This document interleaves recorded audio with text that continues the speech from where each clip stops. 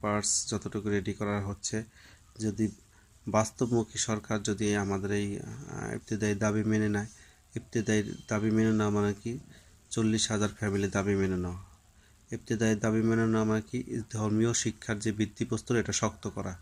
ইবতেদায়ী দাবি মেনে নেওয়া মানেই ধর্মীয় শিক্ষাকে অগ্রগতি প্রায়োরিটি দেওয়া। তো এই ইবতেদায়ী দাবির সাথে ধর্মীয় ব্যাপার আছে। 40,000 শিক্ষকের গ্লানি দুঃখ দুর্দশা মোচন আছে।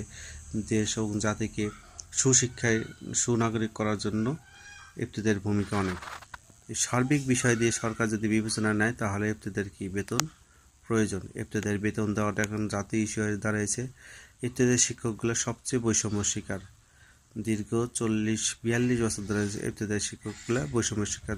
যেহেতু এই সরকার বৈষম্য দূরীকরণে কাজ করছে, এই সরকার বৈষম্য দূর করতে যাচ্ছে, এই সরকার মানুষের দুর্দশা নিয়ে কাজ করছে, এই সরকার শিক্ষা